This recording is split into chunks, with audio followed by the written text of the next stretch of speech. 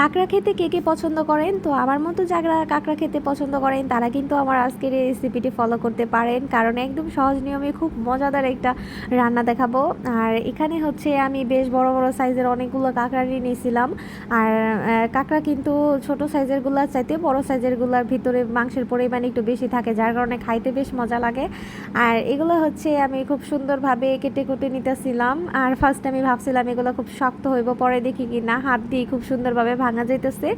আর এই যে কাঁকড়ার উপরের যে মানে শক্ত অংশটা সেটা কিন্তু উঠিয়ে ভিতরের দিকে হচ্ছে সাদা সাদা বালি থাকে, সেগুলো হচ্ছে সুন্দরভাবে ক্লিন করে নেবেন। এতে করে ধুইতে গেলে বালিগুলো কিন্তু খুব সুন্দরভাবে পরিষ্কার হয়ে যাবে ইজিলি। আর এভাবে খুব আমি হচ্ছে সবগুলো কাঁকড়া বেছে বেছে পরিষ্কার করে নিব। আর পাগুলো মানে ভেঙে ভেঙে আমি নিয়ে নিয়েছিলাম, এগুলো খাইতে কিন্তু বেশ মজা লাগে। তো ঠিক এভাবে কিন্তু আপনারা ক্লিন করে নিতে পারেন একদম ইজি উপায়ে। তারপরে হচ্ছে আমি এগুলা পানি দিয়ে 2-3 বারের মতো করে ভালো করে ক্লিন করে নিছিলাম। আর এই রেসিপির জন্য আমি হচ্ছে শুকনা মরিচ গুলোকে যে ভিতরে দানাগুলো ওগুলো বের করে নিয়েছিলাম। দানাগুলো সহ দিতে পারেন, ওইটা দিলে হবে কি একটু ঝালটা একটু বেশি হবে।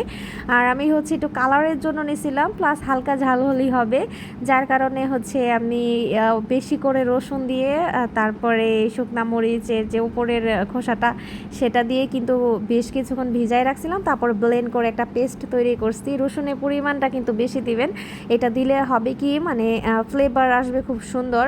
আর কাঁকড়ার যে আলাদা একটা স্মেল আছে সেটাও থাকবে না, খাইতে কিন্তু বেশ মজা লাগবে। তো আমি সুন্দরভাবে ভেজে নিছি, দেখতে পাচ্ছেন। আর এরপরে আমি হচ্ছে বেশ কিছু পরিমাণে পেঁয়াজ দিয়ে দিছিলাম। আপনারা যদি গ্রেভি একটু বেশি খান সেক্ষেত্রে কিন্তু পেঁয়াজ আরও বেশি দিতে পারেন। আমি হচ্ছে মানে একটু শুকনা শুকনা করে রান্না করব, যার কারণে পেঁয়াজের পরিমাণটা একটু কম দিয়েছিলাম। আর দিয়ে দিয়েছিলাম হইতেছে টমেটো, তারপরে হচ্ছে দারচিনি, এলাচ মানে মাংসের মশলা, এগুলোও একটু দিয়ে দিবেন, একটু একটু অল্প অল্প করে, ফ্লেভার ভালো আসবে। আর টমেটো দেওয়ার কিন্তু ট্রাই করবেন, টমেটোটা দিলে কিন্তু মানে একটু ঘন ঘন হবে ঝোলটা। আর তারপরে সুন্দরভাবে কষিয়ে নিব। আমি আদা রসুন বাটাও দিয়েছিলাম, এখানে অল্প কিছু মশলাও দিয়েছিলাম। আর এভাবে অল্প একটু পানি দিয়ে কিন্তু মজাদার একটা সহজ রেসিপি তৈরি হয়ে যাবে।